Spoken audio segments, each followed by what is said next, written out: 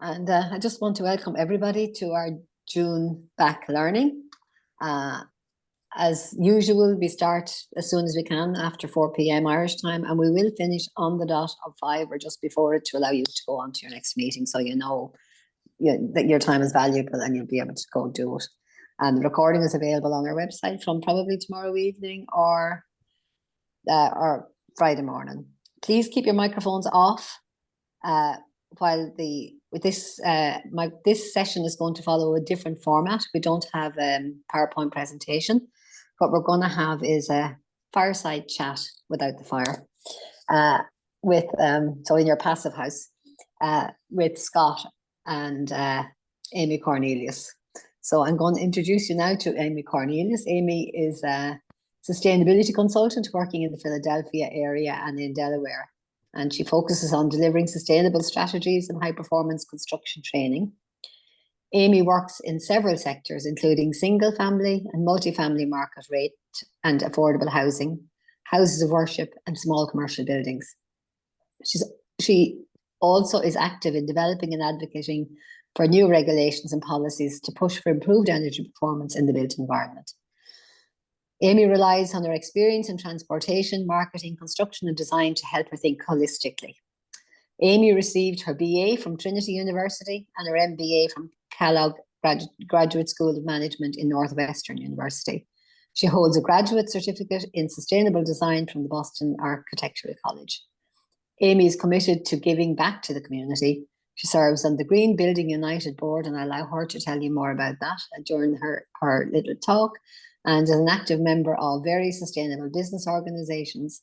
She enjoys riding her bicycle and is an avid gardener and a mini farmer, and is fanatic about reducing utility costs in her own home. And so say all of us, that's what we all want to be and want to do. So without further ado, I'm going to hand you over to Scott Foster, who's going to have a fireside chat with Amy Cornelius. So over to you, Scott. My mic is going off now. Sure. Hi. Thank you, Barbara Ann. Hello, everybody. Nice to see all of you on. I will note, in addition to the participants who are live on this webinar, we do this every week, and a lot of people can't make it just because the timing doesn't work for them. So they end up coming in and watching, and the number of hits we get on the recordings afterwards is actually quite huge. It's much bigger, several times what we have online. But that means we all have to be in good performance online so that they get the full story when they log in to check. Wait, so that makes me even more nervous, right, Scott? Yeah. There's nothing like putting you on the spot, Amy. That's the whole point. We have changed the format on this one. And as Barbara Ann said, we're calling it a fireside chat. This really was provoked by Amy. She didn't mean to do it. But she read that summit report that was sent around and had a couple of remarks and comments on it that we found actually pretty interesting. Just the fact of the questions that led to some discussions. And we decided to put this fireside chat together to talk about kind of like the perimeter of the conversation of what we're trying to achieve. So I'm going to be having a conversation with Amy with some questions and some back and forth. But at some point, you all are likely to have some questions as well. So I'd encourage you, if you've got something to say or a question to ask, just raise your hand and we'll call on you. We'll get it going at first, so give it a few moments to get things heated up, and then kind of we can go in all directions. So let me start with what we were talking about at that summit report, Amy. We were mentioning buildings in the built environment. We keep saying that in a lot of the documents that we've got, buildings in the built environment. I would be interested in hearing your view on what does that mean in terms of what we're trying to achieve. We say high performance buildings in the built environment. What's the perimeter of that whole conversation? Do you have thoughts on that? Well, so one of my roles in the past has been the acting executive director at Green Building United. And when I did that, there were pretty much all the employees had left all at the same time. It was quite something. So I was bringing on new people, and I would ask them, what do you think we do? Oh, we do green buildings. And I said, well, we deal with the built environment.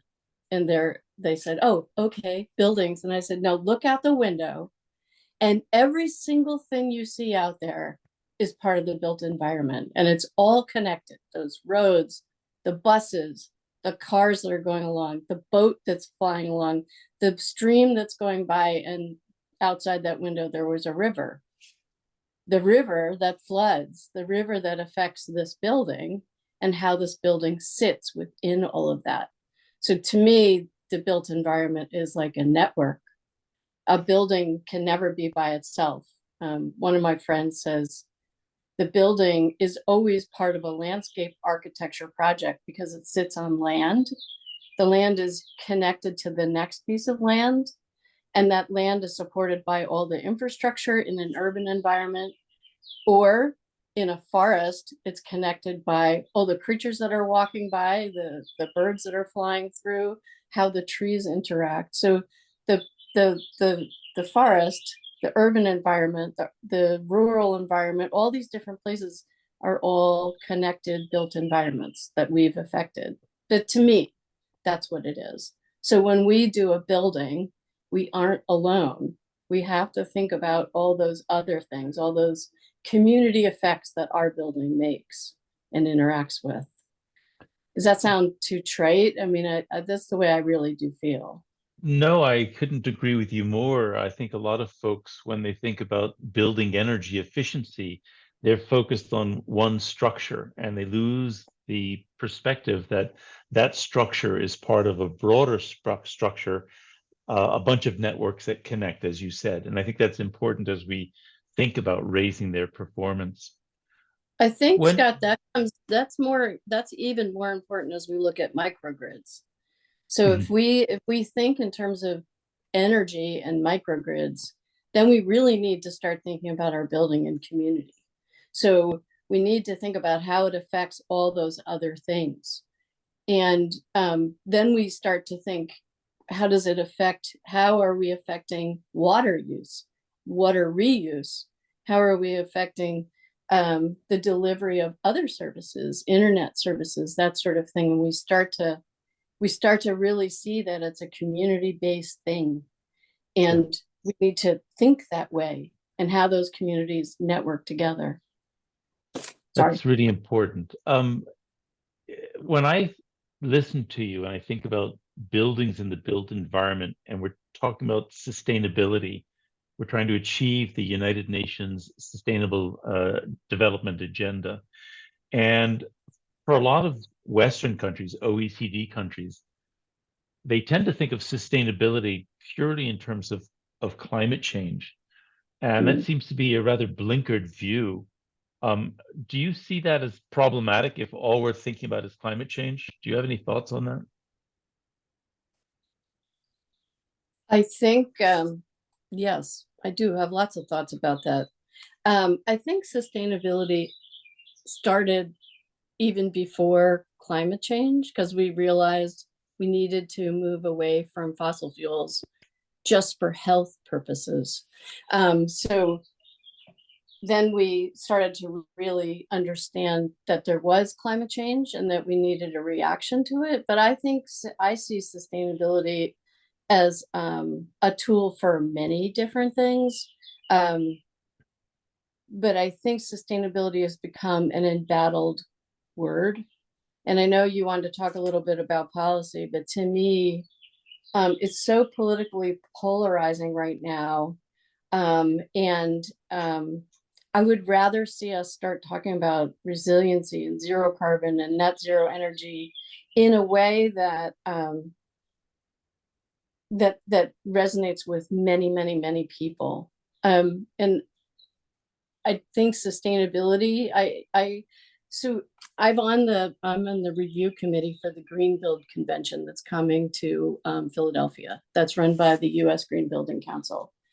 And there were 25 people on the review committee for the program, and 6 of them are sustainability consultants and have changed their title to resilience consultants, because the client base is so politically polarized that when they hear somebody saying sustainability, they shut them off and don't listen anymore, because they think the idea is, you're going to tell me that I'm doing the wrong thing and that I have to do what you have to do, and you're some kind of commie leftist, and I'm never going to listen to what you have to say. And that's a shame, right? Because sustainability to me is really a movement, and it's a philosophy, and people have turned it into this idea that it's an industry, and it's not an industry. It's not like we make a widget and then we go home and we talk about something. We just talk about sustainability all the time. No one knows what we're talking about ever, because we don't know how to talk to probably 90% of the population, because we only talk to each other, and we need to get better about that. So I think I'm rambling. I don't know if I answered your question at all, but I really think sustainability to me is not forcing new ways or materials. It's just a way of posing the conversation. But I think we're doing the conversation wrong, because we're not communicating. I couldn't agree with you more on that. Imagine me wearing a UN hat going to Montana and saying, I'm here to help. I'd get shown the door. I'd get shown the door pretty quickly. No, you would get shot. That's what you told a story last time we spoke that I think fits right into this one, and it's about the idea of putting a walk path across the river to Philadelphia, where there was a construction site. Could you just describe for this group that anecdote about people who need jobs and where the jobs are and how you connect those two endpoints? So I think we were talking about micro mobility at that moment. And I had driven past a construction site earlier in the day where there were 6 dudes in hard hats on scooters having a meeting. And I thought, I have to stop and take a photo of that, because who would have ever thought that steel workers would be riding on scooters to work with a backpack on their back? If they can change the way they do things, anybody can. But then we started talking about this embattled community, an environmental justice community that's on one side of the Schuylkill River, and a huge development that's going on in a reclaimed, well, the very first refinery in the United States was in Pennsylvania, or in Philadelphia, and it blew up. It literally almost took out the city. Is saved by 2 seconds of a guy pushing a button. But they went bankrupt, sold it. A developer came in from Chicago, is redeveloping it, and is putting in warehouses where there's lots and lots of jobs. So you have this environmental justice community on one side of the river, and this big, huge employment opportunity on this other side of the river. And one organization which works with the bicycle trail wants to put a little bridge across so that this community can go to those jobs over there. And the developer is refusing to even talk to them. And to me, that's so short-sighted on so many levels, but it shows a disconnect of there not being not only a bridge to get over there, but a bridge to conversation between these two places. And to me, I feel like there's got to be a way I can fix that.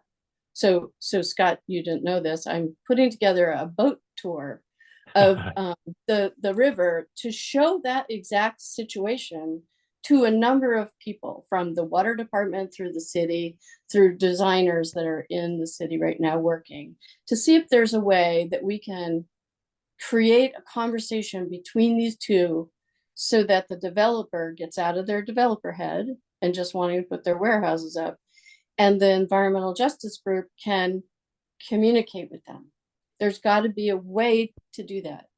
And so one of the things I'm doing is I'm a reviewer for the Renew America grant program for the federal government. And they said to us the other day in their training that they see the federal government as the orchestra leader that everything is going to be happy and wonderful if the federal government can tell everybody what to do. And I was like, okay, I understand the idea of the orchestra leader, and I think we need these kind of nodes or connectors in different places to get the bridge of communication between the needy and the haves.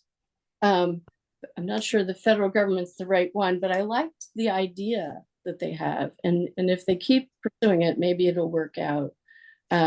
Unsure, but I do think with micromobility, the people that are in this environmental justice community can definitely get to these jobs. We just have to figure out how to do it, how to force it. That's interesting you say it like that. One of the phrases I use when I'm talking to folks is that the world is running out of ribbon supply. And that's a reference to the fact that the United Nations is always going off and cutting ribbons on new initiatives, but then nothing ever happens. And that's actually one of the reasons why we're trying to work with these centers of excellence who are focused at the community level, who are actually acting and getting real things done.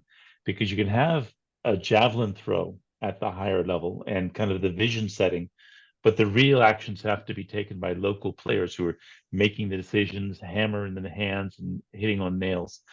So that community-centric focus is quite important. A lot of our membership comes from the Passive House community, and they're absolutely right in focusing as a priority on the envelope first. And in fact, the passive standard is at the heart of the UN's energy efficiency standards for buildings. But we changed over to talk about high performance buildings in the built environment for two specific reasons. One, simply for marketing, people don't want to buy a passive house necessarily, but high performance, we got 12 cylinders under the hood. That's, it's a sales pitch, if you will. And passive comes across as passive. So there's a dynamic there. But the phrase for high performance is also that holistic perspective that you've mentioned. And this is what you specifically said in reacting to the summary report of the summit, is this holistic perspective. And you've talked about these different networks and connecting. How can you, as an actor in a local community, get the whole ecosystem of industry and realtors and policymakers engaged so that they get the vision thing right and that they actually follow through with it 100%? That's not just communications. There's got to be more to it than that. What do you think? Am I overreaching? Well, I don't think any of us have solved that problem. I'm very active in the Passive House group here in Pennsylvania, and Dave gets to listen to me all the time about Passive House stuff, and I am a fan. The problem I have with Passive House is it's so energy focused. Like it's myopic. It says, oh, we're gonna hit these energy targets, and then everything is peachy. They're starting to begin to see that there needs to be more holistic attitude. So the idea of carbon has entered into the conversation. FIA says going to green build, and they're part of the green build conversation. So there's a bigger thing.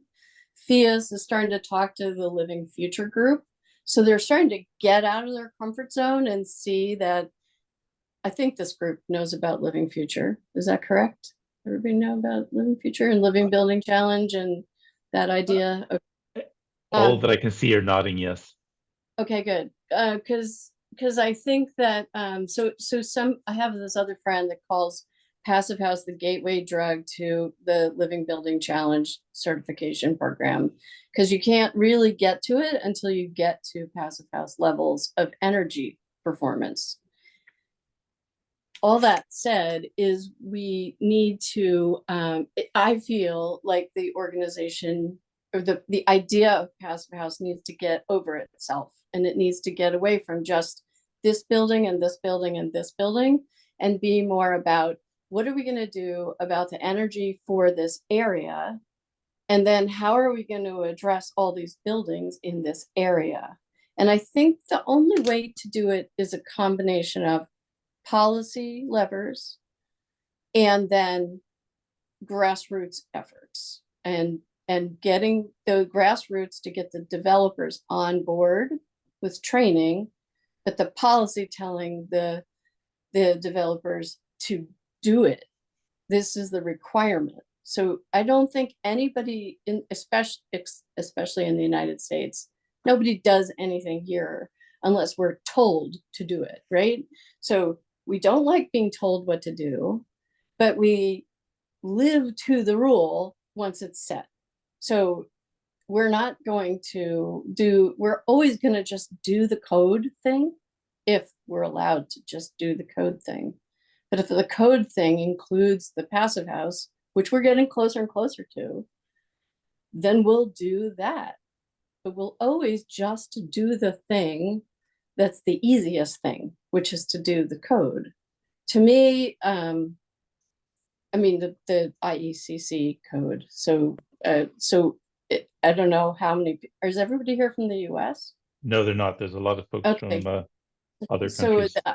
the international, the IECC codes set the floor for safety and for energy performance. So right now, some states are on 2015. I don't know, Dave, is anybody on 2009 still?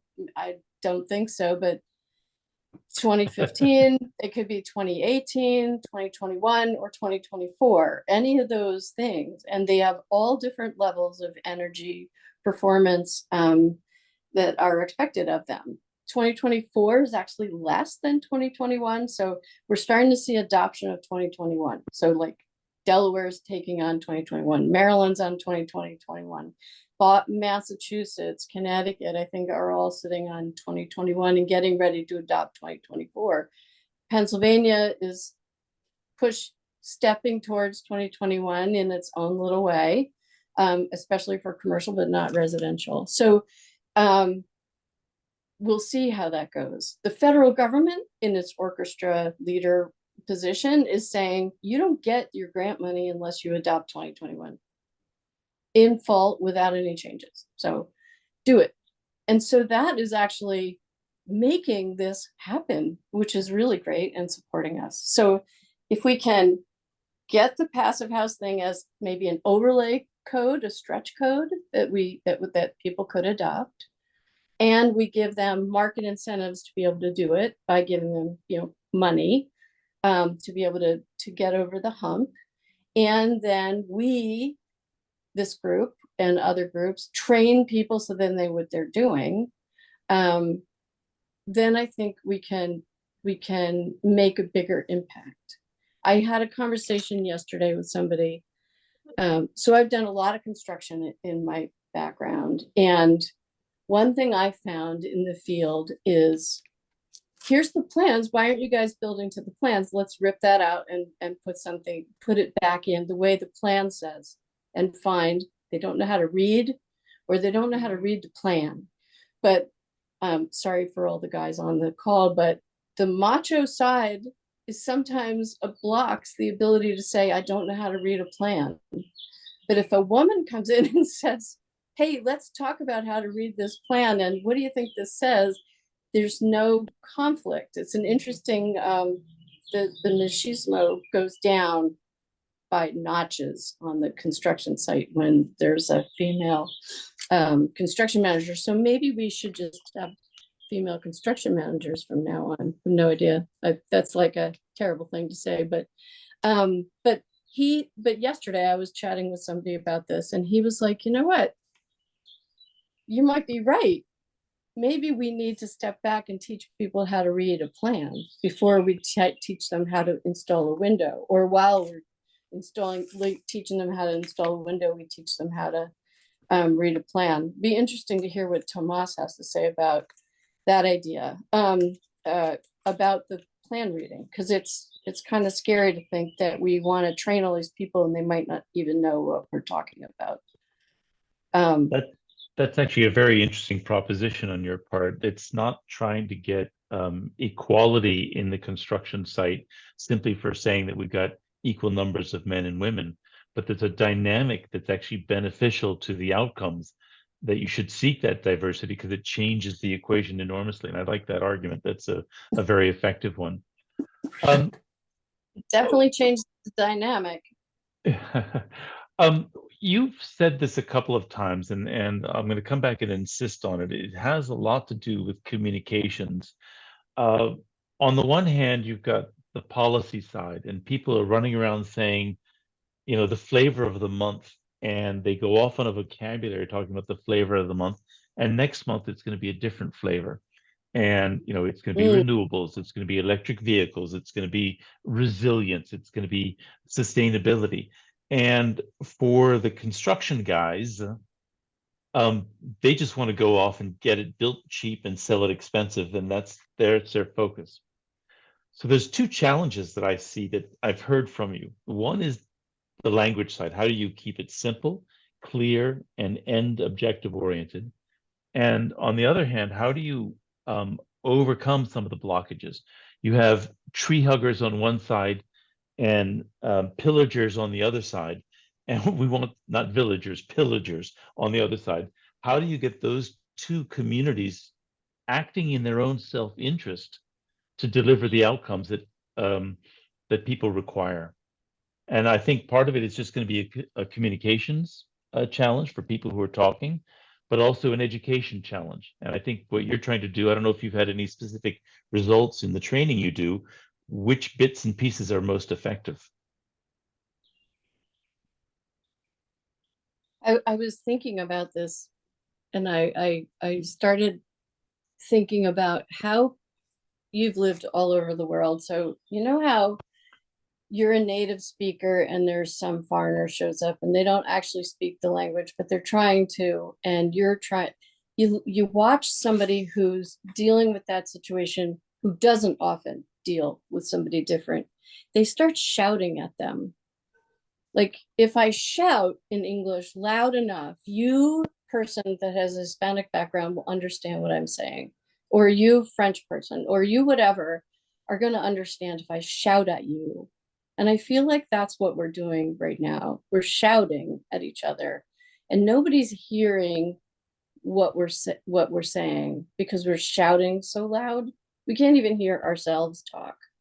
And I'll include myself in this because I'm constantly trying to figure out how to communicate better with somebody like my mother, who is supports a different candidate than I would support, and radically supports that person.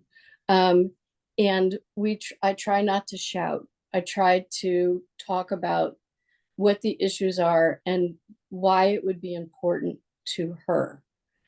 To me, it feels like we have to figure out a way to show the benefits and not use the jargon and pretend that we're not an industry, that we're just trying to make buildings better. We're just trying to make healthy communities. We're trying to reduce our reliance on fossil fuels. And in some respects, I think we should avoid the idea of save the world and avoid the idea of the climate change, because these are polarizing things, at least in the US. I think they're polarizing pretty much in Europe. I'm not so sure about how Africa views it, but the island nations certainly think we should be talking about that. So it's all different conversations, all in different worlds.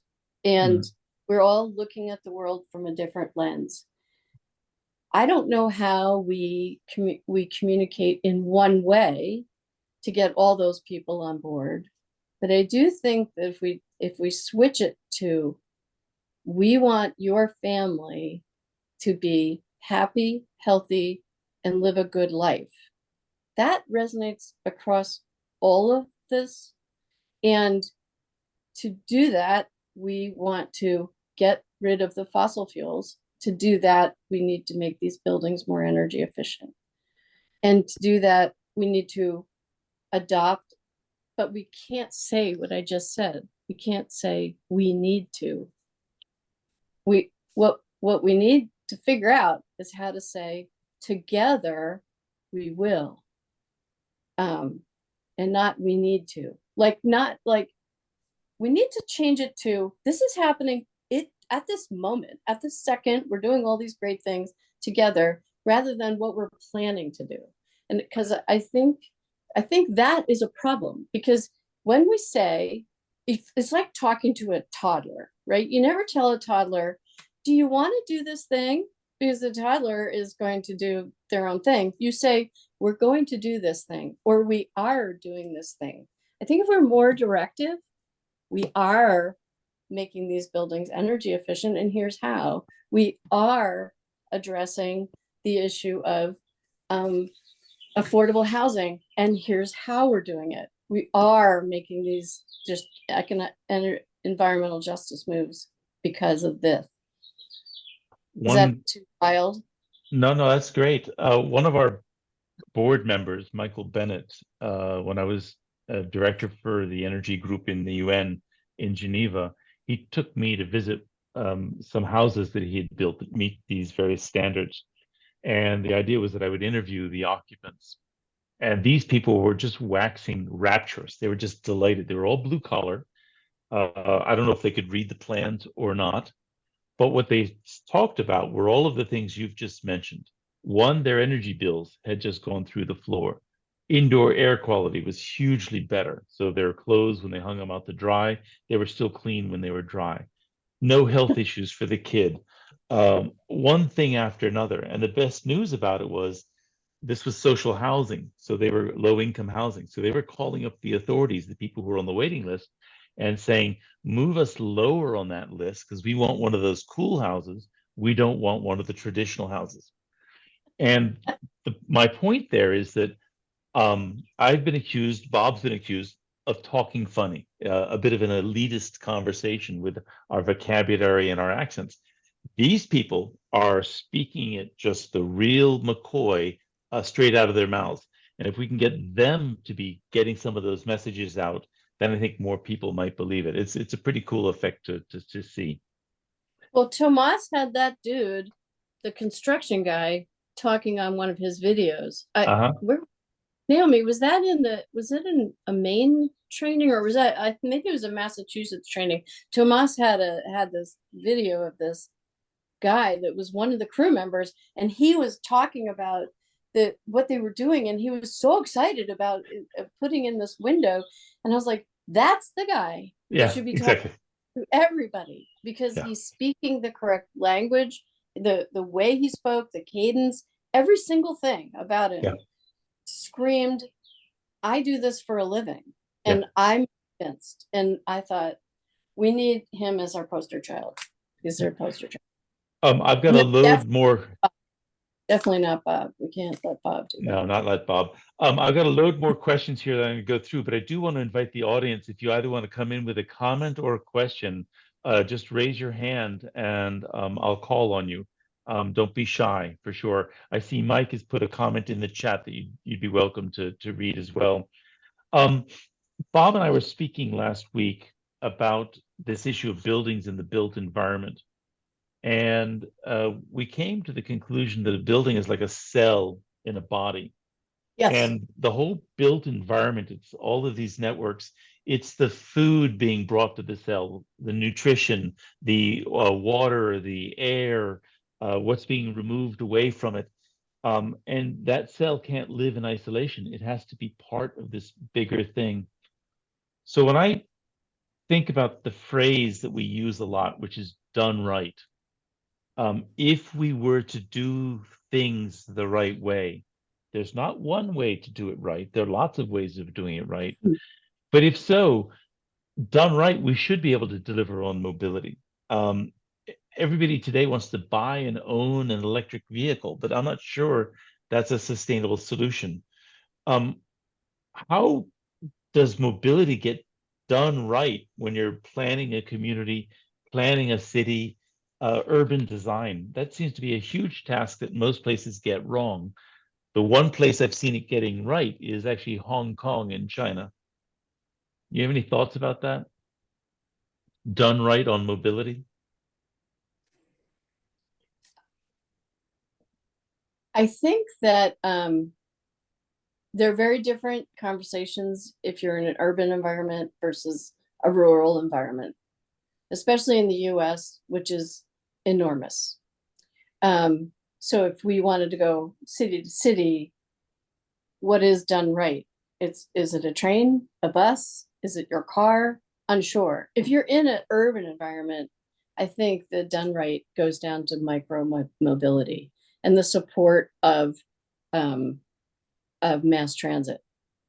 So on Friday, last Friday, I got on a train. I rode my bicycle to the train station. I took a train to Wilmington, Delaware, and I got on a bus and then another bus.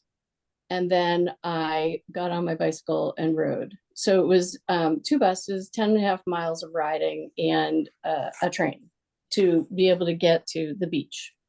So that was my little thing. On the bus, I met all kinds of people, and most of them were trying to do the last mile type thing. So they were going to work in chicken factories, or they're going to work as a waitress because they couldn't live in the places where they were working because they're too expensive. So they required to have this bus, and the bus network in Delaware is fabulous to be able to get these people to all these various places. Delaware is a rural state. Luckily, it's tiny, but the places where you work are in very disparate locations. You've got this huge network of buses going everywhere with bicycle things on the front. Sadly, only 2. Often I've been pushed off the bus because there's already 2 bikes and you're not allowed to bring it on the bus. So to me, solving problems are looking at what your population needs, where your population is going, and then how to service them best. I think they're doing a pretty good job in Delaware. They could be nicer and like not have a broken clip on the bike thing and have your bike almost fall off at 70 miles an hour. But that was an adventure. But I think that we see it with those guys with the scooters and their backpacks and their hard hats. I drive my husband to the train station to go to New York City probably 2 or 3 times a week. And I routinely find construction workers with hard hats on scooters or on an electric bike getting through so they can park easily, store it at the job site easily, and not use all this power and fuel to get where they're going. And they find, hey, I can fit all this stuff in my backpack because I now have electric tools. I don't have to have a fuel can. Yeah. And I'm fully mobile. I can go wherever I want. And I think that looking at what the population needs is something we don't often do. We sometimes just plan, oh, we have LA and San Francisco, we need a train between the 2 of them. Well, who's gonna ride on that train? Who wants to ride on the train? Where do the people really want to go? Maybe the better solution is a very good network in LA rather than all these billions of dollars we're trying to spend on a high-speed rail train that isn't happening, right? But then you find, look at Florida. Who could believe you could put a high-speed rail train in Florida and actually get them out of their cars and have people riding on the train and having 2 trains parallel to each other that are full? Yeah. I am in shock that you can do that in Florida, but they looked at where the people were going.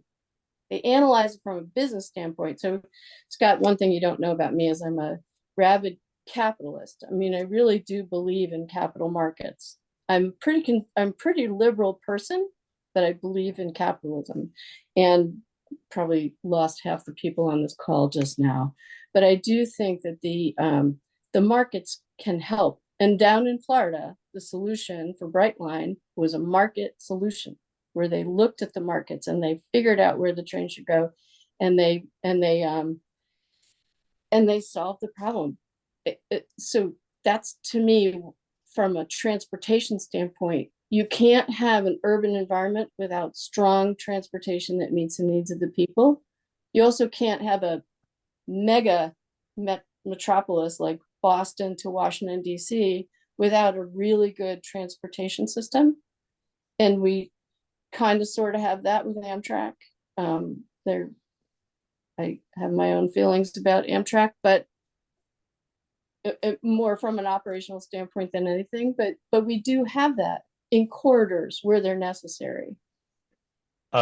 We got a question here from Mark. I do remind you that there's in the chat a comment from Mike Oldak on utilities networks. And then Mark actually had a question, is thinking about the unique perspectives of small residential buildings versus multifamily versus commercial. How do you convince a huge portion of multifamily existing buildings owned or held in family trusts or corporations? Mark, do you want to explain that question a bit better than I just done? Yeah, a little bit. Yeah, I mean, I love the approach in terms of the messaging, and I'm wondering, have you found some good success in calibrating that messaging to different actors? I mean, there's one recent experience we're doing in a market characterization. I'm just finding out that a lot of the owners of these buildings that we're writing an ordinance for are nameless, faceless corporations with no contact. So, you know, how can you convince these corporations or REITs or the buildings family trust to go do something when there's really no stake in the game but holding an asset? Well, one thing, so I don't know, is Norm Horn on the call?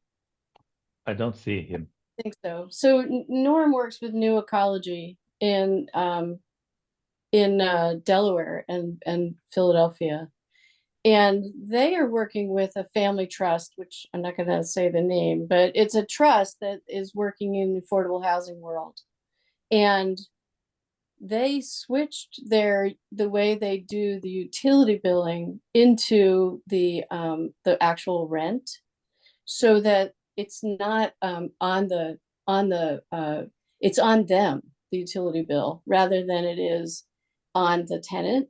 So they are building right now in the process of building a number of row houses for the affordable market, where they are going to enjoy the savings of the energy savings rather than the tenant, so that they can make the capital stack and the returns pencil out for them. So maybe the way to talk to a REIT or anybody is to change the way we think about real estate.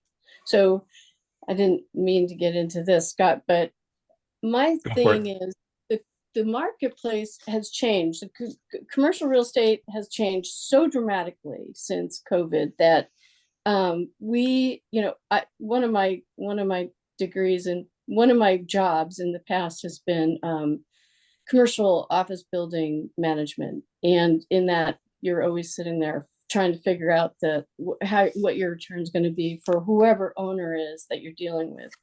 And most of that was in New York City, which is a tough market. It's a worse market now because of the occupancy levels. But I think what we need to do is change the way we look at real estate in general. The typical way, the pro forma way of looking at it might not work anymore. Like, what is it that this building is? It's not just, oh, we're gonna build a building, we're gonna collect rents, we're gonna get this great return. We might have to change the way we look at things. And in the affordable housing market, to me, it feels like we have to change the way the lease is done. So to me, the lease has to shift to figure out a way to make it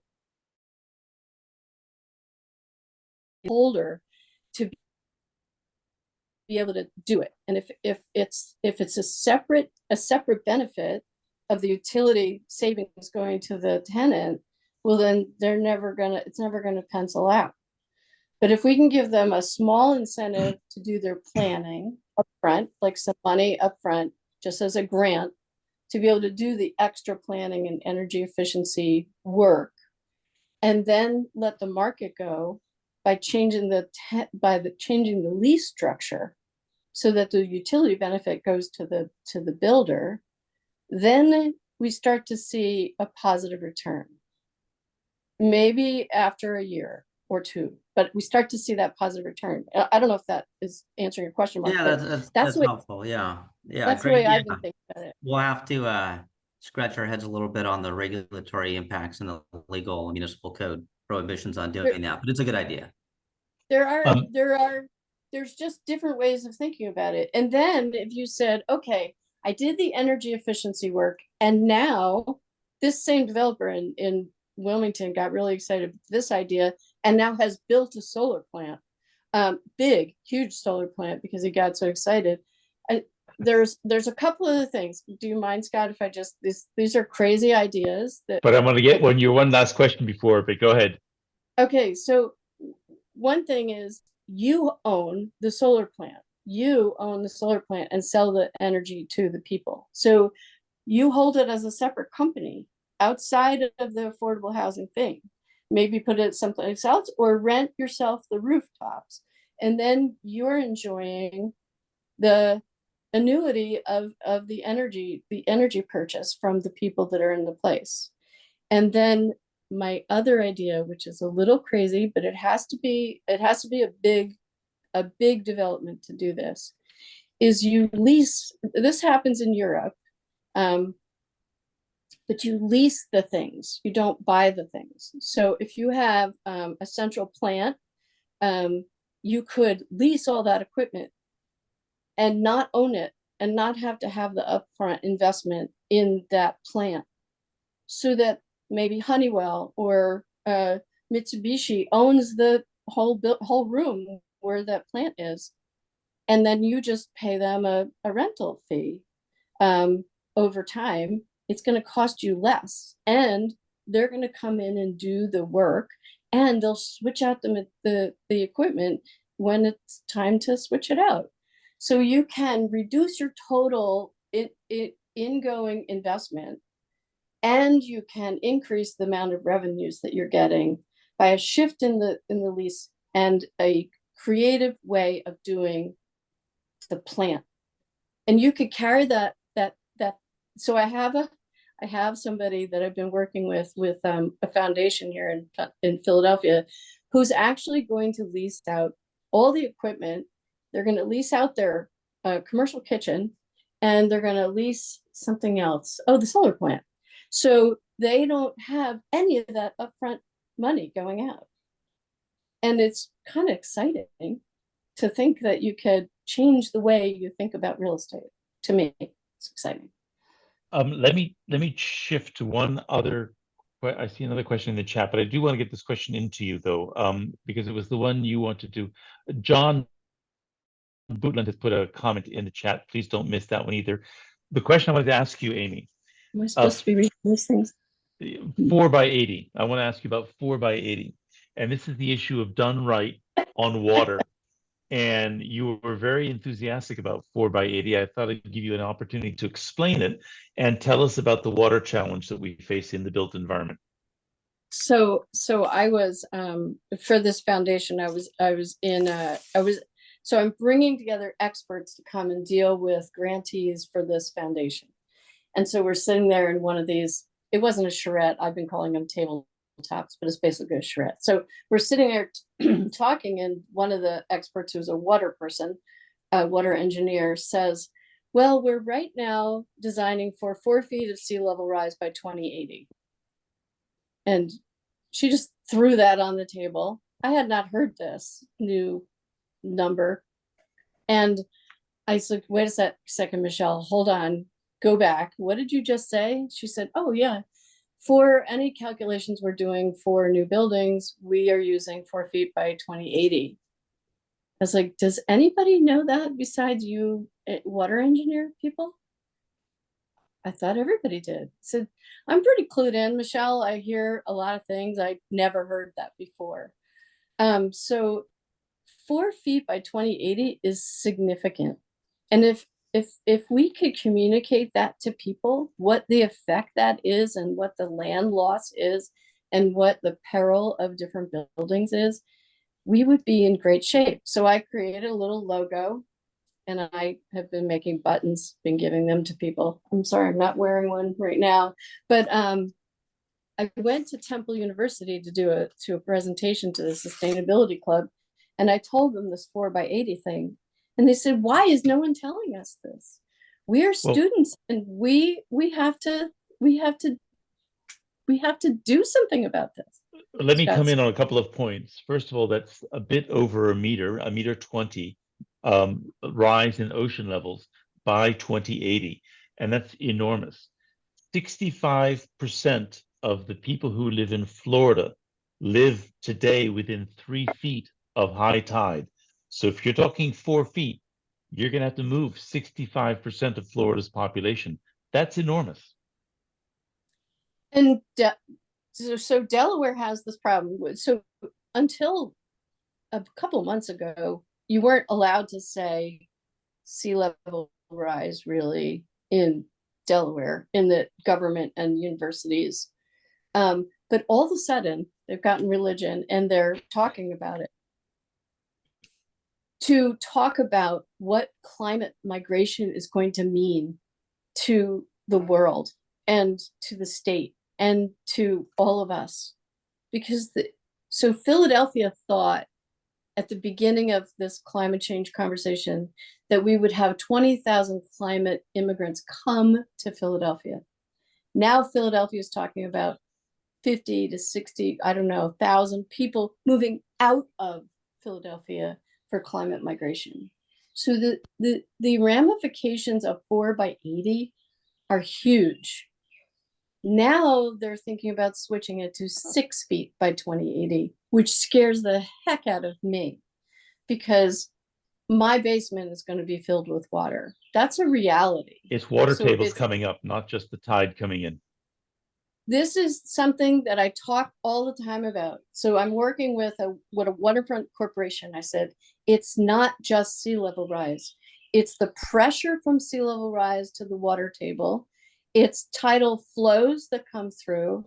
It's creek inundation that's coming down at us, river flooding, these riverine effects. It's somebody asked me the other day, where can I go to be safe? And I said, you can't go anywhere to avoid the effects of the water that's going to come at you. You could be in, Oshkosh, and there's still a river that's going to flood because you're going to get these massive weather events that dump 10 inches of rain in 12 hours or something. Just crazy weather that we're having. So what you need to do is focus on resilience and how you're going to prepare yourself for that emergency. You've now gotten into another place that makes me very excited. So I'm gonna stop talking for a second. I see we're getting close to time. Patrick has put a link on the chat that I invite you all to look at. I will note also in Ireland that we heard this on from Barbara Ann before we started, 330 days of rainy weather and some very significant rain events, which has flooded centers of towns near Enniscorthy. I saw that on the news, or near Cork, maybe it was. There's some other questions I would love to go in, but we've only got 4 minutes left. I'll just mention the questions. The whole idea of data centers and the amount of data that we're talking about is enormous. The idea of upgrading the grids and going to microgrids and bringing in all sorts of a different kind of an energy mix. All of the outcomes that we should be expecting, your holistic view of what buildings and the built environment should do for communities. All of these are out there. Obviously, change is hard and change is slow, but I point to Brussels again as the example where the building industry turns out to be very happy with the javelin throw that the city put in, making them achieve a stretch target. Had they gone slowly, step by step, they wouldn't be where they are today. I'm going to stop there. Amy, I'd like to thank you. We could go on for a week like this, I think, but we have to stop because Barbara Ann promised we'd stop by 6. Well, So I don't know if you last words for Amy. I just wanted to say thank you for giving me the opportunity to talk with you, Scott, because I enjoy talking with you, and I hope that I had at least one pithy thing for everybody to go away with, but this has been wonderful, and I like this organization. I think we can do a lot together. I agree, and it's been a pleasure for me as well speaking with you. Barbara Ann, the floor is yours. Oh, thank you so much, Amy. Scott, that was truly wonderful. You asked the right questions and you provoked all the answers that Amy had there. She was worrying. She was a little bit concerned before she came on that, you know, she wasn't going to be able to fill the space and what was she going to say? And she knew, and we all knew as soon as she started, it was just going to flow. Amy, can we share the logo you sent me, the 4x80 logo? We'll share that. We'll put it on our website. That's fine. Thank you so much. That was great. It's going to be on our website hopefully by Friday. I want to thank everyone again for coming on. And if you or anyone else wants to do a BAC learning webinar, please let me know. If anyone you know wants to join our Buildings Action Coalition, just get on to us, give us their name. We can start conversations with them. As Mark Costa said at the beginning of our webinar, we are holding our regional summit in Los Angeles on the 1st and 2nd of October, most likely. There will be limited spaces there, so when we share the invitation, you will be asked, to save the date, you will be asked to contact Mark, I think, to confirm that you want to attend. We'd love to see as many of you as possible there if you're interested. It's been really, really good to have this today. I want to thank you again, Amy. I want to thank you, Scott. I'm going to stop sharing, or stop recording, and I'm just going to say our next BAC learning is in September. We're going to take the summer off, but meanwhile, we're going to keep in touch and we'll keep sending you emails about the various things that are happening. Okay? Really Thank you good all. to see you all. Thank you very Thank you. much. Bye. Bye-bye. Bye. Thanks, folks. Cheers.